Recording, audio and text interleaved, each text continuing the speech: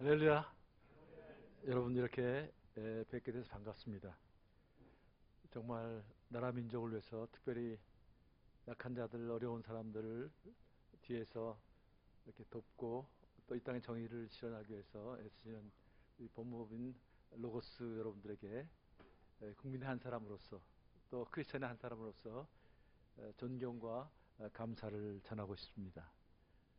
오늘 무조건 제가 이렇게 말씀을 전할 수 있도록 기회를 주신 또 대표님과 여러분들께 또 자리를 양보해 주신 우리 목사님께도 감사를 드립니다. 이 시대의 가장 큰 문제는 뭘까? 우리는 정치, 경제 다 얘기하고 나라 민족을 얘기하지만 저는 가장 문제는 가정이 무너지고 있다. 국가의 기초인 또 우리 삶의 베이스 캠프인 가정이 흔들고 있다. 그것이 큰 문제라고 생각을 합니다. 그래서 오늘 특별히 여러분들에게 이 가정에 대한 주제를 가지고 가정의 달 한번 그 가정의 중심에 부부가 있으니까 부부 문제를 한번 나눠보고 싶습니다. 얼마 전에 제가 읽은 기사 중에 이런 내용이 있더라고요. 올달에 신혼 부부의 이혼율보다 황혼 이혼이 더 크게 앞서고 있다. 이런 현상이 점점 더 심각해지고 있다는 거죠. 신혼부부의 이혼도 아프지만 황혼 이혼은 두 사람만 문제가 아니라 온 가족이 어쩌면 그 가문에도 큰 영향을 미치는 또 사회에 큰 충격을 미치는 그런 아픔이라는 것이죠. 왜 그런 일이 벌어졌을까? 이런 것들도 짧게 한번 생각을 해보는 시간이 되었으면 좋겠습니다. 제가 파워포인트를 좀 준비하는데요. 그걸 보면서 말씀을 드리고 싶습니다. 여러분도 잘 아시겠지만 하나님은 천지창조의 가장 클라이막스의 최고의 걸작품으로 가정을 세우셨습니다. 하나님의 창조의 결정판, 하나님의 창조 질서를 구현할 수 있는 곳, 인간답게 살 수 있는 공동체, 그것이 바로 가정입니다. 가정은 첫 번째 교회이자 첫 번째 학교이기도 합니다. 하나님은 이 땅에 두 개의 생명나무를 공동체를 세우셨는데 그 첫 번째가 가정이고 두 번째가 교회입니다. 이 땅에 오신 예수님의 그런 사역의 하이라이트, 활용점정이라고 그러죠. 그것이 바로 교회입니다. 두 개의 생명나무 공동체, 하나님 나라를 확산시킬 수 있는 두 개의 공동체죠. 또 가정은 국가의 심장이라고 제가 말씀드렸죠. 우리나라는 지금 심장이 멎어가고 있다. 병들어가고 있다. 이것이 우리 한국 사회의 문제고 많은 사회의 문제고 사탄의 집요하게 공격하는 것이 바로 가정입니다. 천지창조의 핵심에 우리가 인류와 범죄를 저질러고 하지만 그 범죄의 목표는 사실 하나님의 만들어주신 공동체인 가정을 무너뜨리는, 그래야 하나님의 꿈이 무산되고 계속 그런 영향력이 할 수가 있으니까 바로 가정, 이 생명나무 공동체냐 아니면 또 이 죽음의 그런 공동체인지 선악과의 공동체인지 이런 것들을 우리가 한번 살펴볼 필요가 있다는 거죠. 또 가정은 인생의 안식처, 베이스 캠프라는 것. 그래서 빌리 그레이엄 목사님이 이런 말씀하셨습니다. 가정은 안전한 휴식처, 기본을 습득하는 학교이며 하나님의 공경받는 교회이며 정과 기쁨이 오가는 처소다. 근데 가정에는 오늘 말씀한 것처럼 부모를 떠나 아내와 연합들이 한 몸이 되라는 이야기는 가정에는 이런 세 가지 체계가 있다는 것이죠. 부모, 부부, 자녀. 이 중에 이 가정을 떠난다는 말은 여러 가지 의미가 있지만 가장 중요한 것은 뭐냐면 가정에 이런 체계가 있는데 이제 우선순위가 달라져야 한다. 우리가 결혼 전에는 부모가 우선순위였지만 결혼 이후에는 배우자가 우선순위라는 거죠. 부부가 하나 돼서 부모를 공경하고 그 다음에 자녀를 양육하는. 근데 우리 대한민국은 한 번도 이렇게 산 적이 없습니다. 예전에는 부모가 우선순위였고 요즘에는 자녀가 우선순위입니다. 그러나 성경은 분명하게 하고 있습니다. 부부가 하나 돼서 부모를 공경하고 자녀를 양육해라. 이것이 정말 하나님의 창조 질서를 구현할 수 있는 그런 아주 놀라운 이야기거든요. 남편은 아내를 사랑하고 아내는 남편을 존경하라. 오늘 성경 말씀에 그렇게 돼 있죠. 두 사람이 하나가 되는, 그래서 부모를 공경하고 자녀를 양육하는 이 사랑과 존중과 배려 또 책임, 이런 인성의 가장 기본적인 것들을 자녀한테 흘려보내는 거예요. 어른을 공경하는 모습을 자녀한테 공경하는 것이죠. 이것이 인성과 사회성의 뿌리입니다. 이 인성과 사회성이 나중에 성장하면서 아, 나를 만드신 분이 있구나. 우리를 다스리신 분이 있구나. 그래서 창조주를 만나러 가는, 이것이 영성이죠. 왜 한국 교회가 문제가 생겼나요? 영성의 뿌리가 없다는 거죠.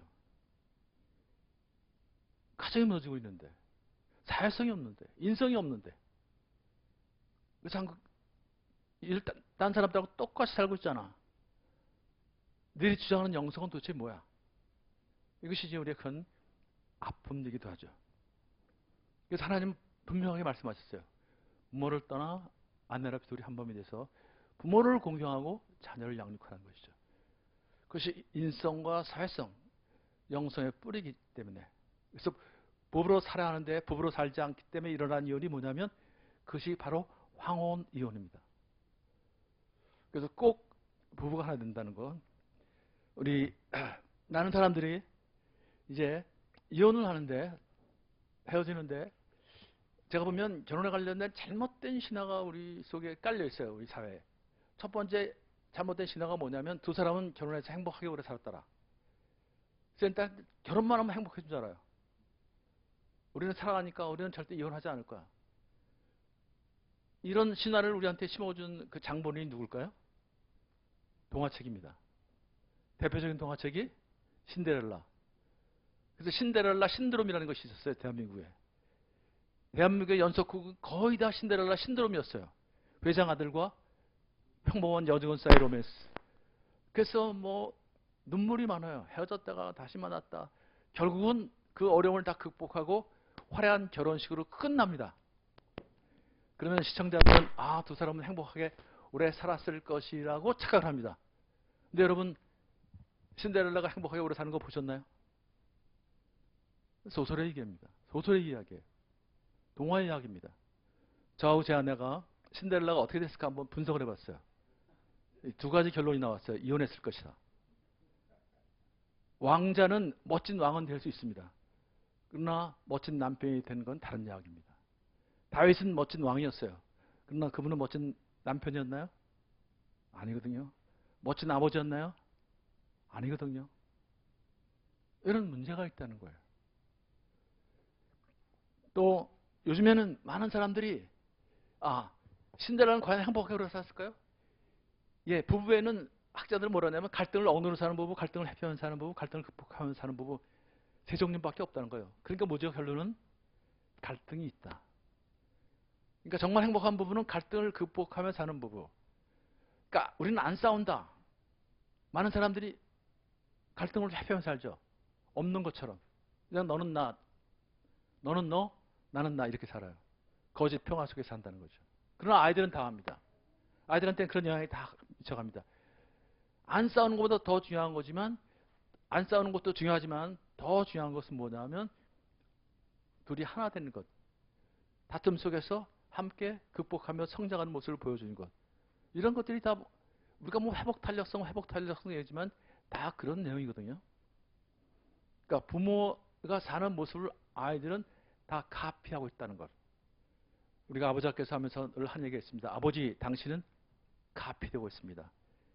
당신 어투 하나하나, 당신 행동 하나하나, 당신은 지금 카피되고 있습니다. 많은 아버지들이 눈물을 흘리면서 하는 얘기가 있습니다. 저는 아버지처럼 살기 싫었습니다. 그런데 지금 제가 또 아버지처럼 살고 있습니다.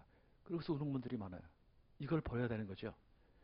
그래서 신데렐라는 이런 패턴 속에 갇혔거든요, 다들요. 그래서 이거를 어떻게 우리가 또 벗어나야 되느냐, 그걸 한번 생각해 볼 텐데요.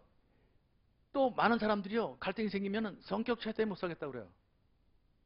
이 성격 차이 때문에 못 살, 그 이혼율의 거의 60%가 뭐냐면 원인이 사실은 이 성격 차이라고 얘기하거든요.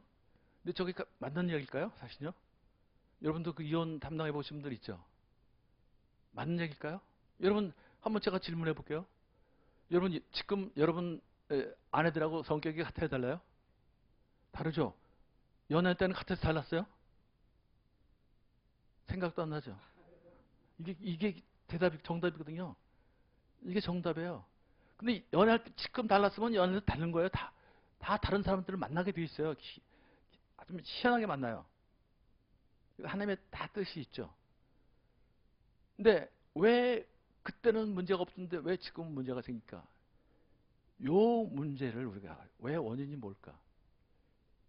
그때 만약에 문제가 있었으면 여러분 결혼 못 하셨어요. 근데 왜 그때는 연애할 때는 그렇게 행복했는데 왜 지금 문제가 될까? 그래서 톱 탤런트 누구누구 파경하면 뒤에 한 줄 꼭 나옵니다.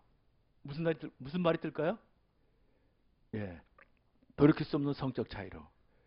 그러면 다들 쟤들도 성적 차이 때문에 저렇게 됐대. 다 이혼을 합리화시켜 줍니다. 이해를 해 줍니다. 그러나 사탄 어둠의 세력이 심어준 거짓 신화, 이혼을 합리화시키는 거짓 신화라는 거죠. 절대 성적 차이가 아니라는 것. 성적 차이 때문에 물론 약간의 갈등은 있을 수 있어요. 그러나 얼마든지 우리는 그것을 이겨나갈 수 있는 또 힘이 있다는 거죠. 또 하나 우리가 갖고 있는 신화는 아니지만 고집 같은 게 있어요. 고정관념이라는 게 있어요. 결혼에 대해서 뭘 공부하냐. 그냥 뭐 엄마 아빠 사는 대로 그냥 사는 거지 뭘 그걸 꼭 배워야 되냐. 살아가면서 배우는 거지. 또 이런 얘기들을 해요. 그러니까 얼마나 많은 사람들이 고생을 하겠어요. 여러분 변호사가 되기 위해서 얼마나 많이 공부하셨어요. 그런데 가장 인생에서 가장 중요한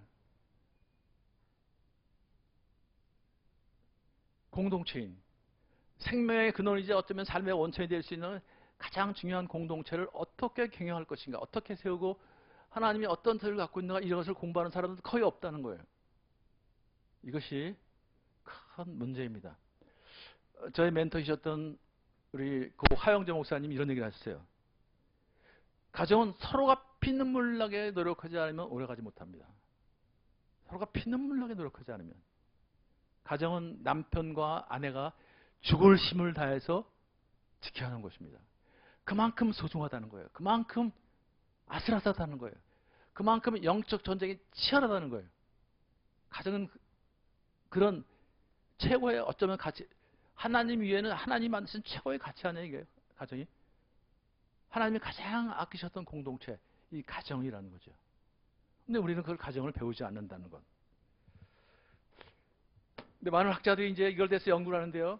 가정 부부 갈등의 원인은 뭐냐면 수잔 존시라는 분, 지금 세계 최고의 캐나다 출신인데요. 세계 최고의 상담사로 알려져 있는데 이분이 뭐라고 그랬냐면 부부 갈등은 가장 소중한 사람에게 소중하다는 느낌을 받지 못하고 그와 친밀하고 싶은 욕구, 이걸 애착욕구라고 그러죠. 애착욕구가 채워지지 않아서 정서로 단절되는 것이 표면적으로 나타나는 현상, 이것이 갈등의 원인이라는 거죠. 또 까트맨 분이 뭐라고 했냐면 부부가 이혼하는 이유는 싸움의 내용 때문이 아니라 싸움 방식, 즉 대화의 방식 때문이다. 사실 1번이 문제가 생기니까 2번이 또 문제가 생기거든요. 또 1번에 문제가 2번이 문제가 생기면 1번에 또 문제가 생기거든요. 동전의 양면과 같은. 그래서 오늘은 이 중심으로 간단하게 여러분들에게 한번 말씀을 드리고 있습니다. 쉽게 얘기하면 이런 거예요. 인간은 애착욕구, 가장 소중한 사람, 나한테 의미 있는 사람하고 하나가 되고 싶은, 친밀하고 싶은 욕구, 그 사람하고 사랑하고 사랑받고 싶은 욕구가 있는 거예요. 그게 채워지지 않으니까 서로가 불편해지는 거예요. 그러면서 항의하는 거예요. 이게 갈등이라는 거예요. 연애할 땐 여러분들이 이걸 잘 채워주셨거든요. 그래서 행복해진 거예요, 사실요. 이게 이제 살면서 잠깐만 문제가 생기는 거죠. 왜 문제가 생길까? 다 관계 문제인데, 다 여러분이 변호사라는 직업이 뭐예요? 다 관계를 다 해결해주는 문제 아니에요? 이게 관계인데, 인간의 가장 중요한 거, 인간은 관계 속에 사는 존재.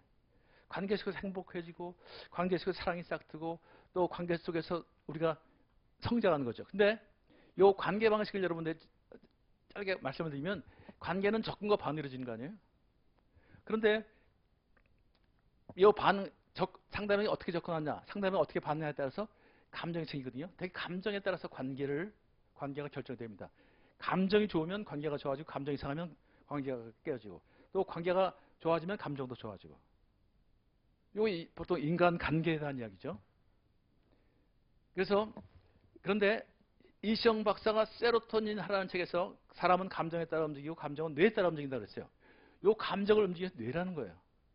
그런데 놀랍게도 뇌가 남자와 여자가 다르다는 거 여러분 기본적으로 다 알고 있잖아요. 근데 놀라운 사실은요. 예전에는 남녀의 차이를, 이성적 차이를 많이 얘기했는데 요즘에는 남녀의 차이를 얘기하잖아요. 다 젠더로 갑니다. 이것이 또 사탄의 무서운 음모입니다. 남자와 여자는 하나님이 다르게 지으셨다. 뇌도 다르다. 호르몬도 다르잖아요. 사실은 학자들이 많은 걸 연구하는 가운데 사람이 어떤 일을 하면 감정이 생기는데 여자 같은 경우에는 감정 영역에서 언어 영역으로 넘어간답니다. 그 다음에 사고 영역으로 넘어간대요. 그러니까 여자들은 감정이 생기면 어떻게 해요? 우선 말을 표현한다는 거예요. 그리고 내가 말을 좀 잘못했나? 사고 영역으로 넘어간다는 거예요. 남자들은 감정 영역에서 어디로 넘어갈까요? 행동력으로 넘어간대요. 그러니까 물건을 집어던지고 바깥으로 나가고 입을 꼭 다물고 그냥 말을 안 해요. 그 다음에 사고 영역으로 넘어간다는 거예요.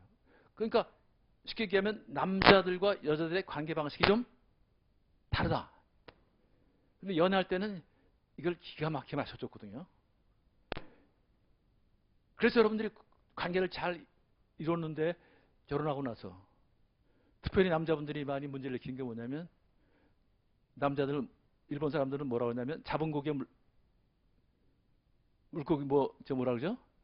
밥 주는 거, 잡은 고기에 밥 주는 거 봤냐? 이런 얘기 하거든요. 그러니까 이게 사실 이 관계 방식이 자꾸만 무너지는 거예요, 이게. 근데 이 관계 방식을 누가 지금 보고 있어요? 우리 자녀들이 보고 있다는 것. 이걸 꼭 좀 기억해 주시면 좋겠어요. 그래서 불화와 갈등이 심해지면 감정은 부정적 강화를 벌고요. 관계는 상호 경쟁이 됩니다. 우리 여자분들도 있지만 여러분 우리 남편하고 관계가 좋을 때 남편이 밥을 맛있게 먹고 있어요. 그럼 감정이 좋아질까요? 나빠질까요? 좋아지잖아요. 자기 이거 좋아하는구나. 내가 내일 또 해줄 테니까 또 일찍 들어와.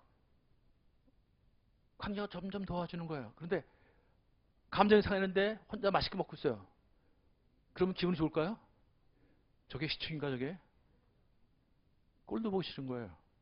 그것도 모르고 보니 남편이 말이죠. 한밤중에 아내한테 접근해가요. 성적인 욕구가 일어나가지고 접근하는 거예요. 그러면 아내가 어떻게 반응할까요? 오빠 어서 와 그럴까요? 뭐 이런 게 있어로 확 밀어버려요. 감정이 상했으니까. 관계가 상호 경직이 되는 거예요. 자꾸만 이 관계 방식에 자꾸만 문제가 생겨요, 이게. 그래서 부부관계는요, 여러분 뭐 대단한 주제가 싸우는 게 아니라 아주 단순한 주제가 싸우거든요. 처음부터 무슨 엄청난 주제가 싸우셨어요? 북한 핵 문제를 어떻게 해결할 것인가? 그거 갖고 안 싸우고요. 보면 양말을 어디다 벗었냐, 뭐 치약은 내 가운데 뒀냐, 밑에 짜냐, 뭐 이런 아주 남들이 보면 우스운 이야기. 근데 두 사람한테는 굉장히 심각한 얘기예요. 그래서 부부싸움의 진실은 뭐냐면 양말을 잘못 다루면 핵전쟁으로 가는 게 여기 부부싸움의 핵심이거든요. 이걸 어떻게 다루냐. 어떻게 지금 내가 어떤 관계 방식을 갖고 있는가. 혹시 내가 우리 아버지, 우리 어머니 같은 그 관계 방식을 따르고 있지 않은가. 이런 것들을 바꿔주는 것. 저희 아버지 학교 첫날 제가 가장 강조하는 것 중에 하나가 이걸 바꾸지 않으면 우리에게 미래 없다. 아인슈타인이라는 유명한 얘기가 있습니다. 똑같은 방식을 반복적으로 하면서 다른 결과가 나오기를 기대하는 사람은 정신병자다. 예수님은 그래서 이 관계 방식을 바꿔주신 분이에요. 누군가 오른밤을 치면 왼밤을 돌려달라. 감정이 사는데 어떻게 그게 돼요? 구약시대는 뭐라고 그랬죠? 눈에는 눈, 이에는 이. 네 감정대로 반응하라는 거예요. 그러나 예수님은 은혜시대 감정이 아니라 기준이 있다는 거예요. 이 한국 사회 문제는 뭐예요? 기준이 없잖아요. 법을 하시는 분들이니까 더 잘 아시죠? 여러분 지금 사실 신앙인으로서 신앙이 중요하고 신앙이 더 중요한데 신앙보다 뭐를 한국 사람들은 중요시 여겨요? 자기 생각, 자기 신념보다 더 중요한 게 이념이에요. 이념보다 더 중요한 게 지금 감정이에요. 심각한 건 뭐냐면 지역 감정이 나왔어요. 집단 이기적인 감정이 나왔어요. 그게 앞서는 거예요. 그러니까 법도 없어요. 이게 지금 우리의 큰 아픔이죠. 기준. 그러니까 우리가 이 복음을 전해야 할 이유, 이것이 뭐냐면 우리의 기준이 무엇인지, 삶의 기준이 무엇인지, 이 기준이 이걸 가르쳐야 한다는 거죠, 애들한테. 이것이 어쩌면 아이들한테 인성교육의 가장 핵심적인 것일 수 있고요. 그것이 또 아버지가 할 역할이고요. 그것이 부모가 할 역할이라는 거죠. 하나님은 우리에게 그 일이 가능할 수 있도록 주신 게 뭐냐면 자유의지라는 거예요. 감정만 주신 것이 아니라 먹을 수 있는 자유, 안 먹을 수 있는 자유, 절대적인 자유를 줬는데 네가 만일 감정에 따라서 먹는 자유를 택하면 너는 자유를 잃어버린다는 거예요. 그게 죄입니다. 그게 죽음입니다. 그러나 먹고 싶지만 내가 준 자유의지 가지고 내가 준 기준이 있잖아요. 먹지 말라. 먹으면 죽는다. 그 기준에 따라서 감정을 컨트롤할 수 있고, 그래서 먹지 않는 자유를 택하면 너는 내가 만든 이 에덴 동산에서 자유를 누리면서 살 수 있다는 거예요. 이게 영생 아니에요? 지금 한국 사회가 우리가 좀 문제가 있는 것이 바로 이런 것. 전 세계가 사실 이런 고통을 겪고 있는 거죠. 그래서 우리가 아이들한테 책임을 가르쳐야 하는데, 우리 가장 중요한 것이 이제 책임 아니겠어요? 인성의 가장 중요한 것, 사회성의 가장 중요한 것이 책임 아니겠어요? 책임은 response plus ability, 반응하는 능력. 어떻게 반응한다는 거죠. 우리 자녀들의 아픔에, 우리 아내의 아픔에, 우리 남편의 그런 고민에 어떻게 반응하나, 우리 사회에 어떻게 반응하는가, 이런 것들이죠. 자, 이 애착 욕구의 핵심 요소가 존경과 바로 사랑이거든요. 그래서 영어로 되면 must love라는 말이 있고 must respect라는 말이 있거든요. 그러니까 남자들은 존경을 받고 싶은 욕구가 있다. 여자들은 사랑을 받고 싶은 욕구가 있다. 이것이 가장 기본적인 욕구. 에베소 5장 33절, 바울 사도가 이 말을 하는데 정말 놀라운 얘기입니다. 묵상하면 묵상할수록. 근데 여러분, 요한일서 4장 18절 보면 온전한 사랑이 두려움을 내쫓나니, 이런 말이 있어요. 온전한 사랑이 두려움을 내쫓나니. 인간은요, 원초적인 두려움이라는 것이 있습니다. primal fear라는 게 있어요. 심리학자들은 태어나면서 생긴 거라고, 또 이 성경을 연구한 사람들은 에덴 동산에서 쫓겨나면서 생긴, 제일 먼저 아담이 뭐라고 했죠? 두려워서 숨었나이다 그러잖아요. 원초적인 두려움이 있다는 거죠. 그런데 정서 신경학자라는 분이요, 작 팽세라는 사람이 뭐라고 했냐면, 가장 소중한 사람한테 사랑받지 못할 때, 그때 인간은 원초적인 두려움의 세포가 작동하기 시작한다는 거예요. 그때 일어나는 현상이 다양한 게 있는데, 핵심적인 게 뭐냐면, 길게 말씀드릴 수가 없어서, 제가 보면 남자들은 제일 싫어하는 게 뭐죠? 무시당하는 것. 여자들은 버림받음에 두려움이 있다는 거예요. 남자들은 예를 들어 무시당하면 어떻게 했죠? 칼을 뽑고 총을 뽑고 하는 게 그런 거죠. 여자들은 버림받으면 죽음을 택할 정도로. 바로 그거를 치유하는 온전한 사랑은 바로 존경과 사랑이라는 거예요. 그래서 아내들은 남편의 권위를 인정해주고 평등하지만 그러나 동등하지는 않다는 거죠. 공동체 질서를 위해서 사랑과 존경. 그러니까 바울사도가 뭐라 하냐면, 아내들을 사랑하는데 그리스도께서 교회를 위해서 자신을 주신 것 같이 그렇게 사랑하라. 네가 죽어야만 아내가 사랑하고 너는 리스펙트를 받는다, 그런 얘기죠.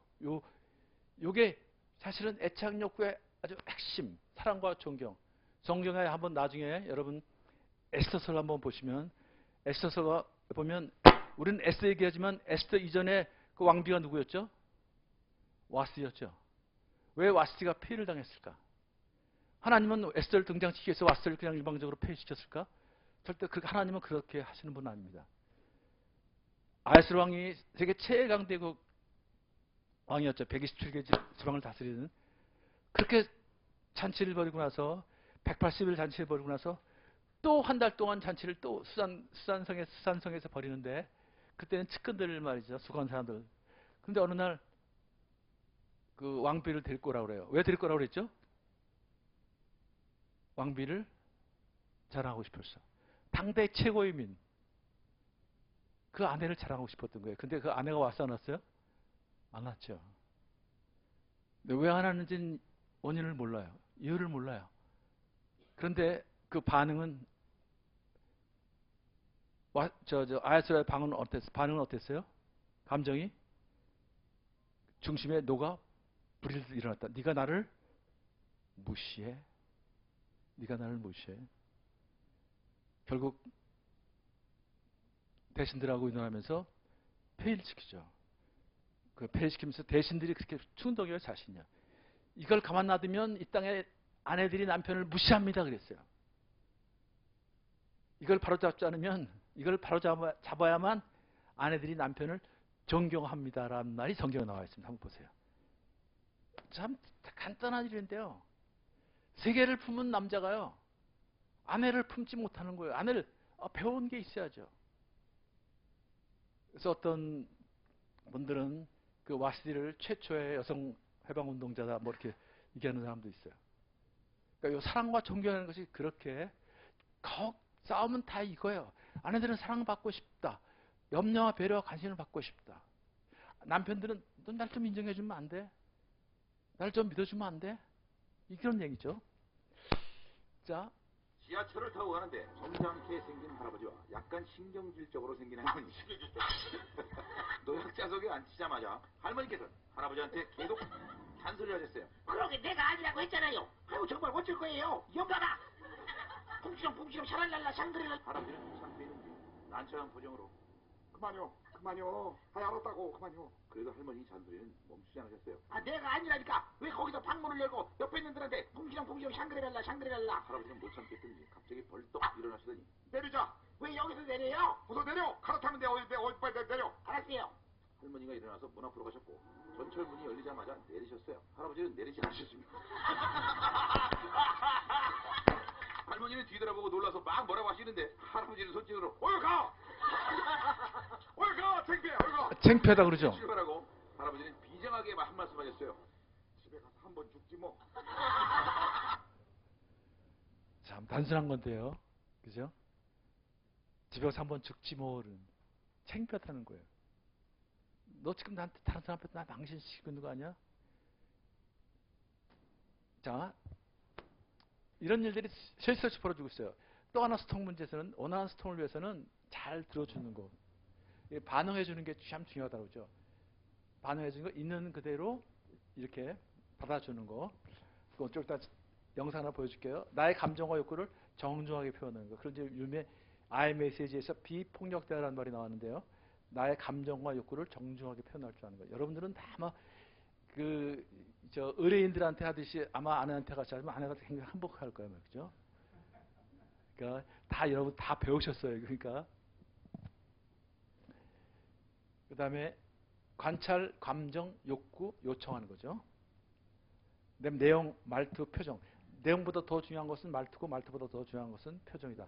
55%, 38%, 7%라고 얘기하거든요. 여기가 7%, 38%, 55%라거든요. 그러니까 표정이 그만큼 중요하다는 거. 표정 관리를 잘하라고 하잖아요. 그러니까 집에 가서 이렇게 웃고 들어가는 거, 미소를 짓고 들어가는 거 상당히 중요하죠. 소통은 말을 주고받는 것이 아니라 마음을 주고받는 것이다. 마음을 주고받는 것이다.